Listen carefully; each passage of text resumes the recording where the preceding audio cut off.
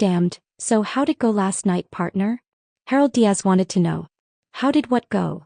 Keesha Moore shot back, not quite sure of what he was talking about. Keesha, the freaking play.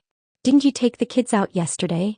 How do you expect me to know what you are referring to when you just come out with questions like, how'd it go last night, partner? How the hell am I supposed to know what you are asking me, huh? Christ. Make a left on 39th, take 8th Avenue up. Keesha sat quietly for a block or so, then said, the play was fine. I mean, I didn't like the fact that my daughter couldn't participate, but other than that it was nice, I guess. Harold could always tell when something was bothering his partners, even his new ones. Being on the force 25 years had its advantages, and knowing when one of his partners was troubled or uneasy about something was one of them. What's eating you, Moore? I know we've only been working together for 2 months, but I know when something's bothering someone I'm working with. You've been like this all week, now spill it.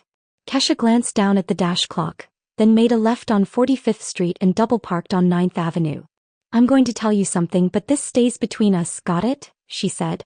She had a seriousness in her eyes, and Harold recognized it and nodded his affirmation. Where are we going? He asked, momentarily changing the subject. It's lunchtime, my treat today, come on. The two entered the Casino restaurant, a Tuscan-style eatery in the heart of Hell's Kitchen. The place was gorgeous inside, with its exposed, brick walls and the communal farmhouse-style tables that spelled nothing under the word elegant. There was a heavy aroma of wine and food in the air, all of which seemed to be psychologically making them both hungrier. You can afford this place on your salary. Diaz pried. Keesha said nothing, just led the way to an empty table at the far end of the restaurant and took a seat. A waiter followed and asked if they were ready to order. In a minute, Keesha told him. So what gives, what's on your mind, Moore? She looked around the restaurant, then leaned forward. I saw Vigo last week. You what? Diaz exclaimed. For Christ's sake, why didn't you tell me? Just listen, man. I'm scared, Harold. He attacked me, looked like he was trying to get into my house, my kids. What? How? This case, I guess. But that's not all. He could have killed me right there, but he didn't. I mean, he grabbed me and I couldn't move a single muscle in my body. I was helpless. He started chanting some crazy shit, then that fucker bit me. Keesha loosened the top button of her shirt, then wiped away the makeup she had used to match her skin color, revealing 2 small puncture wounds on her neck. What in God's name did he do that? What kind of teeth? Are you sure it was him? Diaz fumed. Yes, it was him. He told me who he was. And I'm sure he bit me and I haven't been right since. I keep having these headaches. My eyes hurt. My neck, my body. Something's wrong. A tear rolled down Keesha's left cheek and she grabbed Diaz's hand, not knowing what to do. Did you go see a doctor? My God, let me see that wound. Doc insists an animal did this, not a person. Listen, I capped 7 in him at point blank. He took every one as if they were simply BB gun pellets. He told me I'll leave him alone one way or the other. Carajo, man. I'm not arresting this son of a bitch, I'm putting a bullet in his skull. Moore, you should have said something to me earlier. That lunatic bastard could have killed you, could come back. Where are the kids? They're with their father in Troy, New York. They're safe. Did you even report having discharged your weapon? You know how the chief is about that sort of thing. No, I have not mentioned this to anyone yet except you. Harold pulled at his mustache and twisted the ends. Christ, Keesha, the chief's going to have your balls in a sling for this. I don't have balls, she half-joked, trying her best not to look scared. However, though she half-joked, she was terrified. Vigo, the only name the police have on him, is a crazed serial killer who prefers to mangle and tear his victims to pieces while they are still alive, then eat portions of them, then mock the police by leaving his name and fingerprints smeared all over the walls of the crime scene. As far as Keesha knows, no one has seen this Vigo character and lived to tell about it, save for her. And knowing that he'd had her life in the palm of his hands, and could strike again at any given time, made her feel all the more horrified. He couldn't have been human, she told herself. His strength, his eyes, his teeth, they were not normal. The waiter returned, breaking her from her thoughts, to see if they were ready to order. Keesha said, I'll have the smoked salmon and cream cheese and a glass of wine. Harold said, and I'll have the barbecued veal ribs and a salad with some of that Italian dressing, please. Shortly after their lunch, Keesha Moore and Harold Diaz were called to a new homicide scene, this time down in the financial district. What have we got? Moore asked, entering an apartment on the 3rd floor. They were at Fulton Street between Broadway Avenue and Nassau Street, At an apartment just above a Chinese stationery shop. This one's almost the same as the last and prior's. Sept.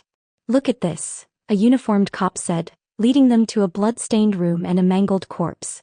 Keesha covered her mouth. As she viewed the body, all of her professionalism flew right out the window. This particular victim was worse than the others. It was just too much for her, too much blood, too much carnage. And the body was so mangled, the only way any of them could tell it was a female was by the small feet and the fingernail polish on the only remaining finger on the victim's left hand. But the victim was more than met the eye, and Keesha knew just by looking that the victim wasn't a female at all, but a man, a young man, a homosexual.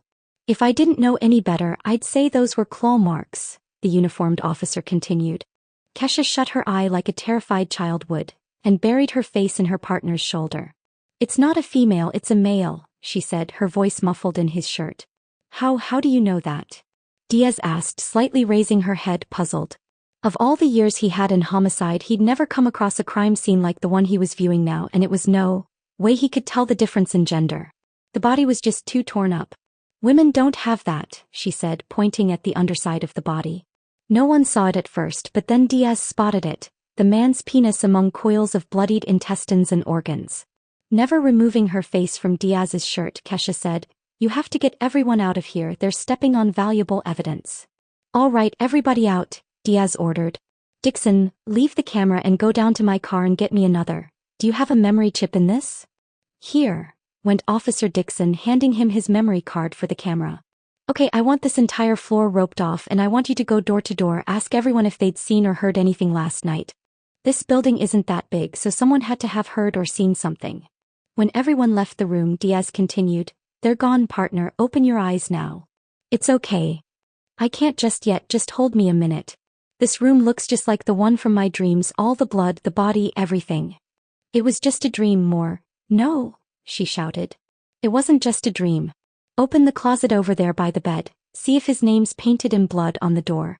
Don't let me go, okay? "'Kay, partner, I've got you. Now just move when I move. We're going left, over toward the bed. That's a girl. Now we're going to go right. And... Stop, Dana. Go stand over at the window, look outside," he told her. She did, and he opened the closet door. And just as she'd predicted, there it was, Vigo's name, sprawled out across the length of the door in blood, a single thumbprint underneath. Harold Diaz paused, wide-mouthed, shock-written plain as yesterday on his face. With a flash, the digital camera stored the images in its memory. And after, the lead homicide detective entered the room with two other men he didn't recognize. The inspector saw that the body lay on the floor, a horrible, mangled thing.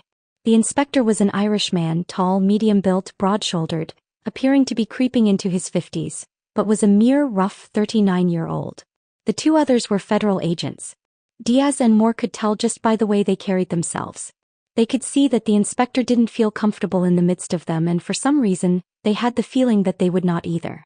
The shorter of the two agents made slits with his eyes and said, "This looks like a goddamn slaughterhouse, the back of a butcher's shop. And you say this man has killed 7 people in just Lower Manhattan?" "That is correct," Moore started. "And you still can't catch him?" blasted the other agent. "What are you waiting for, him to get tired and turn himself in?" the shorter agent came back. "Look, damn it, my people are doing their best," said the inspector. "You ought to see some of these crime scenes, this guy's a loon. The best you can do?" The shorter agent placed his hand on his forehead and pointed at the corpse with the other. "Try telling that to his family. Try telling that to all the city's taxpayers, the other victims' families." "I got it. Why don't you just go on television and tell the entire country that you are unable to provide them with sufficient protection, or have the adequate manpower and resources to catch this predator?" Everyone stood quiet for a moment as the agent viewed the body. Then the agent continued. "My name is Agent Donovan, and this is my partner, Agent Ludwig." Diaz extended his hand to them both, but Moore declined the greetings. "This is an FBI case now. I want all information on this matter handed over immediately. Am I clear?" "On what grounds are you taking over my investigation?" the inspector asked. "On the grounds that this is no longer just an investigation, it's a top priority apprehension. This maniac has to be stopped. And from what we've been told, he has no intention of stopping anytime soon. We don't like stepping on anybody's toes, but this is getting out of hand. So if you will, leave this crime scene and I'll see you down at the station house later." "I knew this would happen." I saw it coming in my dream, Keesha whispered to Diaz on the way out of the building. Seemingly all channels of the news were outside. As they exited the building, Keesha was suddenly stricken by anxiety at all the noise and shouting of the reporters. Diaz held her head to his shoulder and hurried her into their car and they left. The inspector, however, wasn't so lucky with his escape. The reporters were all over him in a matter of seconds. "Inspector, is it true that Vigo ate parts of another victim up there?" a female reporter asked, nearly shoving her microphone down his throat. "How close are you to catching this animal?" asked a male reporter. As he began to answer the two reporters, everyone else's questions suddenly turned to shouts of loud squawking gibberish as they all began shouting at him at once. Now more annoyed than he was before he stepped out of the building, he waved everyone off and hopped into his car as well, then sped off. At the station house, a short while later, Keesha Moore was going through a mugshot program in the station's computer database, as if she wasn't a police officer, but solely a victim of a crime. "Moore, look at those photos. Good. You're the only one who's seen this creep," Diaz told her.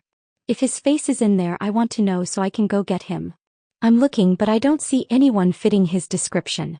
I'll never forget his face." "Well, keep looking. And if he's not in there, I'll try to get into that FBI database. You want some coffee?" "No, I'm fine. Look, are we still running his prints we lifted? 24 hours a day, and being that the feds are on the case now, they'll probably be running it as well." "Why?" "I don't know. We might not have anything on him over here because I don't think he's from this country. I heard him speak, he sounded foreign. Spanish or something." "Oh. That's nice to know, a Latino cannibal." "No, that's not what I meant. He sounded like a Spaniard, like he was from Spain somewhere. His accent was strong, he might be wanted over there. Maybe they have something on him." The chief stepped in the room, quieting them, wondering why Moore was going through the mugshots. He shot her a measuring look, then asked, "Hey, why are you going through those? What's going on?" Diaz looked away and Keesha puckered her lips and pushed the hair from her ear. "I'm just checking on something," she lied casually. "Well, check on it out in the streets because I want you two back on this case," Chief Riley lipped. "But the feds," went Keesha. "More Diaz, the hell with the feds. This is my precinct. Just don't get in their way. Besides, they have their hands full trying to track down those two women running around hacking everyone to bits with swords. And they still haven't caught those animals down in the subways. Do what you have to do. I want you to nail this son of a bitch. A Detective Giles and a Detective Martinez will be stopping by later from the 19th precinct. I know Martinez. They're robbery, but they want to check for similarities with the animal attacks in the subways. For some reason, the mayor thinks that these attacks are the same people, despite the fact that Vigo leaves his fingerprints behind. Crane Enterprise is out there snooping around too, so stay clear of them. Catch Vigo and let them deal with those time travelers and those animals. Oh, and another thing. Stop giving Dr. Moore shit. She's the chief medical examiner and the best. And my friend. She wants anything, give it to her. Got it? Yes, got it, said Keesha. Hey boss. Harold nodded. When the chief left the room, Harold said, I think he's doing Dr. Moore. Aw, come on, Harold. No. I'm willing to bet a box of Dunkins that the old man's doing the medical examiner. You ever checked to see if you two were related, Keesha? You're crazy. And no, we're not related. I've checked. Yeah, well, whatever. Let's wait for this Giles and Martinez, see what we can do for them, then get out of here. I'm tired. Harold rubbed his eyes, and for a second, Keesha could see the face of a 20-year younger man, as he stretched the wrinkles away around his cheeks and eyes as he rubbed them. I'll be back, he said, heading off to get some coffee. Well, bring me some too, since we'll be here a while, Keesha told him. The girl looked down at her watch, but all she could see was doubled, blurred numbers, for she was drunk, way beyond the meaning of intoxication. She'd left a club on the Lower East Side of Manhattan and was walking, rather stumbling along West Street by herself, near Christopher Street, trying to hail a cab. It was 4:08 a.m. and the nearest cab was 3 blocks away, but she would never see it. As she walked past a building on the dead block, she paused when she felt an evil cold breeze blow in her face from a darkened alley there. She stood petrified, unable to move as she smelled the foul stench of blood and musk. Had she kept on walking, she might have lived to see the light of the next day, but instead her curiosity led her to see for herself what could possibly produce such a repugnant odor. She was a small woman, white in her mid-20s, long pretty blonde hair and nosy. She felt her way down the dark alley until she'd reached the end, then heard a snap, looked up, gasped, then urinated on herself. And in a flash, it was over for her. Kesha had awakened, screaming and holding her chest. The dream was so real this time. What she thought she had seen in the dream, if she was not mistaken, would have been impossible. But somehow she knew that she should call Harold and get over to the alley she recognized in her sleep. Harold's phone rang 5 times before he decided to pick up. It was Kesha on the other end, shouting hysterically, barely able to talk. Just calm down more. Now what's going on? It's 4:30 in the morning. Two more girls, we've been killed in the city, she managed over the phone. What do you mean, where are you? I'm home, I had another dream. A dream? You call me at 4:30 in the morning because you had another nightmare? Harold shrieked, annoyingly. Did you hear a fucking thing I told you yesterday? I said I can see things he's doing to people, you asshole. Hey. Tell me where this place is that you saw in your dream and I'll get a couple cars over there. No. You get dressed and I'll pick you up and we'll go ourselves, Kesha insisted. Fine, come and get me, he unenthusiastically muttered. Harold lived on Vanderbilt Avenue and Prospect Place, downtown Brooklyn, just minutes from the Brooklyn Bridge, and Kesha lived clear across town in Brownsville. She was at his house in 10 minutes, honking her horn out front, waking his neighbors. Shit. I'm coming, Harold pleaded. He ran out, hopped in the car, and before he could get his seatbelt on, she'd sped off. You want to tell me what this is about more? You'll see when we get there. I'm seeing things I shouldn't. I see him killing, feeding. He's never going to stop, Harold, unless we stop him. He's never going to get caught unless we catch him. A blue and white flashed her on the bridge for speeding, but she flashed him back, letting him know she was a police officer, sending him on his way. The traffic was clear at that hour, so she raced through Lower Manhattan to the scene with ease, then stopped near the alley from her dream. In there, she said excitedly, pointing down into the dark alley. The street was barely lit, and Harold wondered why anyone sane would walk down such an eerie street anyway. Shit, Kesha, couldn't you've dreamt up a better place like Disneyland or something? I'd felt a lot better arresting Marvin the Martian at Space Mountain than this. Harold shot Kesha a half smirk. Grab the shotgun and Federations. He's not going to be in there, she said assuredly. Oh yeah, Miss Cleo? What, you predicted that too? Grab it anyway. Slowly they crept into the alley, the sun creeping up just beyond the taller buildings. Though Kesha was sure that Vigo would not be there, that he'd accomplished what he came to do and left, she still clutched the shotgun tightly, just hoping that he was, so she could see if he was resistant to the Federation slugs as he was her 9mm. Oh my God. Harold uttered, crossing himself. How do you know this, Moore? Even though he'd only been working with her for a few months, he didn't suspect her of committing that crime. It was too horrible for her. She was indeed seeing things. But how, he wondered. The 2 bodies were a bloody mess, hardly recognizable. Flies had already claimed them, battling it out with the few rats that had happened along. And to the right of them, on a brick wall of a neighboring building, lay Vigo's name written sprawled out in blood. You think I did this, don't you? Kesha backed up and asked him. Harold looked her in her eyes, saw fear in them. No, I do not. Kesha blasted. Then I told you then, didn't I? But you didn't want to listen. I can see this either before, during, or after it's happening. Something came to Harold at that moment. Hey, he said, shaking a finger, staring absently at nothing. If this is true, we might be able to catch this fucker. Come on, we have to call this in. You said you started having these visions, dreams after he bit you, right? Yes.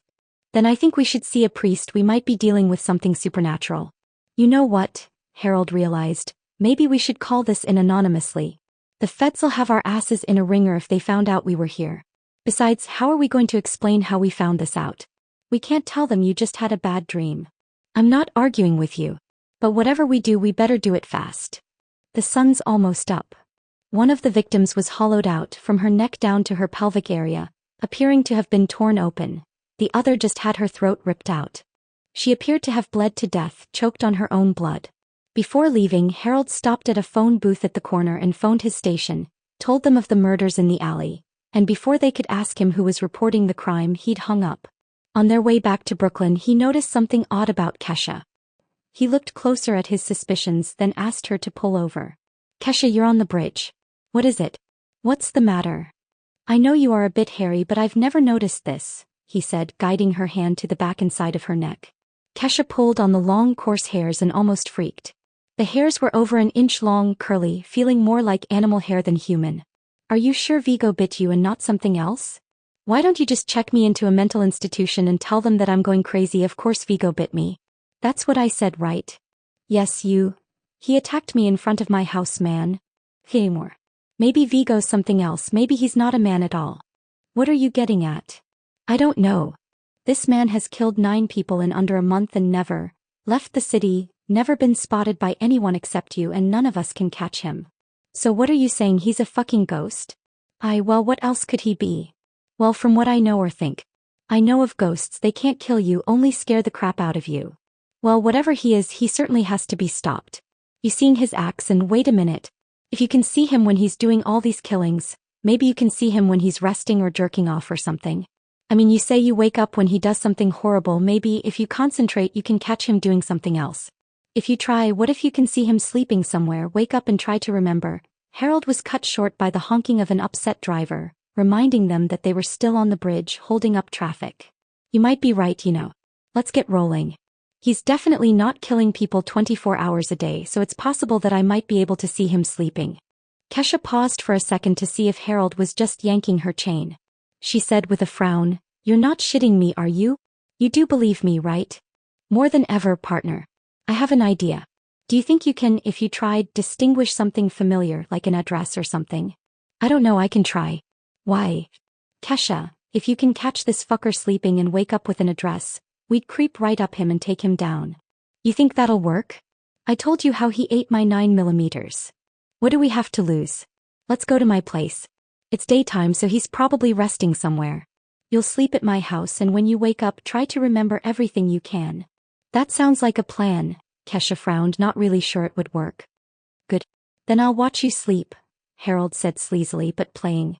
"I'll bet you'd enjoy that, won't you?" She smiled. "Are you kidding me? My wife will kick my ass and throw something very hot on me. I hope you're tired."